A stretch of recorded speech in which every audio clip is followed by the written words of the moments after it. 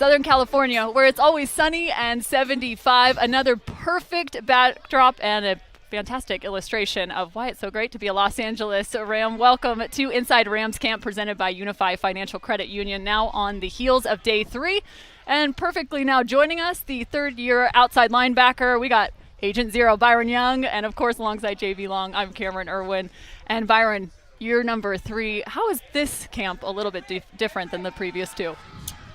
Just looking back and, just being, a rookie and stuff like that, a sophomore, but just learning from those days and those mistakes and those camps and, just growing, as a player. But, every day just taking it one step at a time, and that's kind of what I learned from the last 2 years. My first question is, how come my Pilates don't seem to be working the same way that your Pilates are working? Am I doing it wrong? I don't know. I've never seen you do that. My wife's got me on the reformer at least once a week, and then I hear and I read that you're doing it. I'm like, oh, thanks a lot, Byron. I'm not going to lie to you. When I do it, it's classical, and the teacher, she don't BS with me. Like, everything we do, like, I'm sweat down, like, I'm about to die, like, I'm just ready to leave it. But, that's why I feel like I need to do it, because, like, the work I put in and everything and how I feel afterwards. But during the session, it's crazy. So, for real, how do you expect that to translate to the field on Sundays? Honestly, with stability with my knees and everything, and working with my back and being able to bend a corner, we work on a lot of stuff like that with hip rotation and stuff like that, and hip flexibility. So, being out there earlier this week and doing my pass rush moves and being around the corner, I could see how it's helping from Pilates. Over the past 2 years, you've proven durability, consistency. 34 games played, over 1,800 snaps, and 7+ sacks in the previous 2 years. What's the next level of performance for you in year 3? Honestly, just to keep growing, just keep on getting better every year. My goal every year is just to, help my team the best way I can. Obviously to get the most sacks I can, but at the end of the day, just working the scheme of the defense and the team, and just try to get better. Grow from my mistakes and just help elevate the team. Now, there is a definite clear edge when you get to go up against Jared Verse. It's one of the best ways for you guys to continue to raise the bar, even here at practice. But you guys even put stuff on the line. There's some bets being made about sack totals. Yeah. So what's typically at stake when you're going up against your competitive teammate? Honestly, just me and Verse, we just compete every day. We just talk trash every day. And he make me better, I make him better, just to go to who could get there first. Just a race to the quarterback. But we definitely made a bet this year with me, Verse, and Fisk. We kind of made it last year, but we didn't. Nobody shook on it. But it was like whoever got the most sacks don't have to shave their beard. So that was a bet last year that nobody shook on. So this year we actually shook on it. We shook on that in OTA, so we shook on it. It's on camera. Okay. So at the end of the season, if I got the most sacks, I don't have to shave my beard. Everybody else do. So that's a bet. When's the last time you were clean shaven?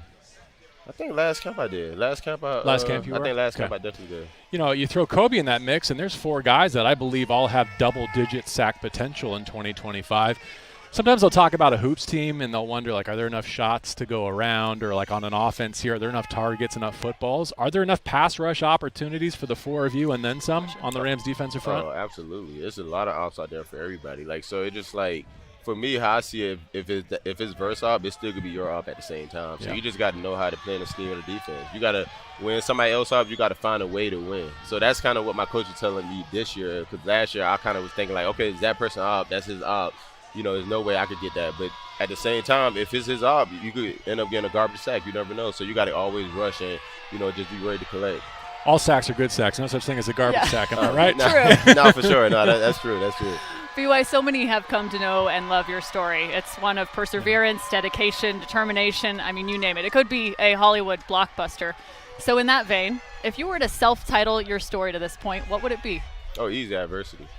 Just I love telling, I love talking about it, just thinking back about it, and everything I've been through, and all the hard days, all the good days, all the days I made almost wanted to quit or didn't, it always remind me where I came from and keeps me humble. So adversity, off rip. I'm an underdog. I got it on my back, but adversity all the way, just being able to go through that. And I think that's why we connect so well with the guys on the D-line, like Verse, Fisk, and Kobe. Like, we all been through something. We all been in some type of adversity. So it kind of making us bond together. And we know each other's stories, so that's what I love about it. You talk about where you're from. I'm curious, what was an average day like, an average Saturday on Glennie Loop in Georgetown, South Carolina? It looked like a really fun place to live, being the youngest of 13 siblings. average day, well, my dad, it was unique. Honestly, my dad, his mindset was that, if you was a guy in the house, you always had to be outside. You always had to be doing something outside, construction. Like these days, like how everybody in the house and stuff, we never, like we woke up like at 9 a.m. and we were always outside doing some type of work, doing some type of, construction. He was a carpenter, so. Oh, cool. But, it taught me a lot. It taught me a lot of discipline and responsibility and just how to, build things and how to clean the yard, how to take out the trash, how to clean, how to change the oil. But just learning from him, it taught me a lot. So that would be like a normal Saturday. Like you will see me outside doing something. Really? Like playing outside, playing basketball, but I'm always outside in the sun. I looked it up on a map and I was going, man, I just want to do circles around the loop on a bike some afternoon. It's really a loop. Like it's like you could. Like I got all my cousins over there, but like for sure. Coincidentally, I got my first taste of the Low Country this summer. I spent 4th of July in the Greater Charleston area. Yeah? Oh, Charleston? Okay. Yeah, Charleston, a great place. Obviously, amazing. Scenery and food. They treat fireworks differently than we do here in Los Angeles and in California. Yeah, like you can get a lot of trouble here if you are in possession of fireworks. You can get them anywhere you want there. I stay away from that for sure, but definitely in the country it's free. Like that, and that's what I like about it too. It's definitely free. Like if you're gonna hear a gunshot, probably is normal. Like somebody hunting, but it's just like it's pretty normal over there with fireworks. But I definitely tend to stay away from those. You have quite the affinity for caring for those in your community. It seems like you've done some community work in Georgetown at an elementary school just over this past offseason. What can you tell us about that experience? Oh, yeah, definitely. Pleasant Hill Elementary School. That's the school I went to when I was younger. I always go there every year. A few times a year I do career day there. But this past Saturday I did a back-to-school drive when I gave away 300 backpacks filled with school supplies.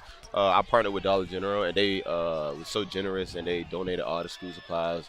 And they also donated $50,000 to the school. And, God works in mysterious ways. And it's something that the school really needed. And I didn't even know that. But just hearing that and watching the emotions from the principal after, he was presenting the check, it warmed my heart. And just seeing, like, the good you could do for people, and you never know. So, when I seen that reaction, that's why I do it. Just for little reactions like that. Like, honestly, I never knew, things that the school was going through. And just seeing how happy he was and the kids and being around the community and being able to do that for my community, something I'm continuing to do every year. But that's why I do it, just for the kids, being a resource for them, being someone they can look up to literally. So that's awesome. That's really absolutely cool. Fantastic. I hate to be the guy who then turns around and asks a football-related question after a good, sentimental moment like that. But, like, what is Puna Ford going to mean to this defense, and specifically the opportunity that you edge defenders have to get more of those known passing situations? Oh, definitely. Knock out the run. I watched him play and everything he do, and even in the pass down, like he can move, but in the rundown, like I seen him active and everything he doing, and just shutting down the run. That's what I'm looking forward to. Shutting down the run, and getting us in pass situations. Even running games with him and stuff. Oh my goodness. He's about to crash the He's set. everywhere. You know it. Yeah, he's everywhere. He's everywhere. I love him. He was already hearing about the beard and what was going to take place. Yeah. You know what? My money's on you. Just don't tell him I said that. I appreciate that. Yeah. Does it ever get to be too much with Jared? Are you ever like, I need a break from this guy? I'm not gonna.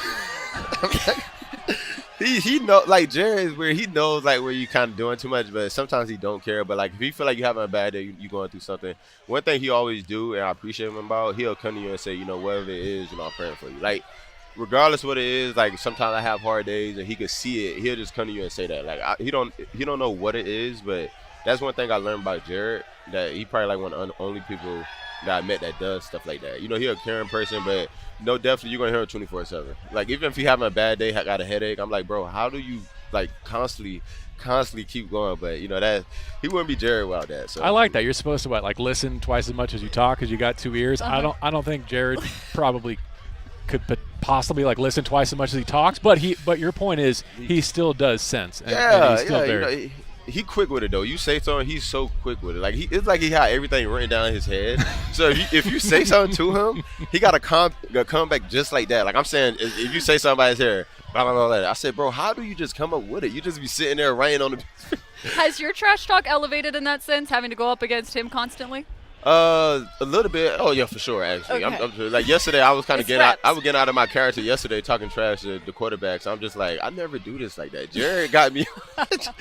He got me, but I love it though. It kind of get me out of my character and making me, more open and stuff. So I love it.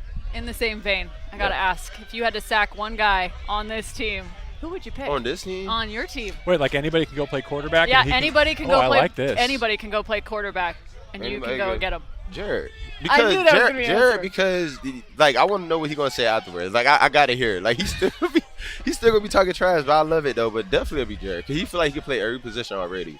He feel like he can play tight end, quarterback. Like he just said, put him back there. So okay, bet, put you back there. Let me sack you. See how that goes. Awesome. Well, BY, thanks so much for joining us on this edition of Inside Rams Camp, presented by Unified Financial Credit Union. We can't wait to see what you put out on the I field appreciate this that. year. Go have a career year. Thank you. Appreciate it. Yes, sir. Thanks for joining us. Yes, sir.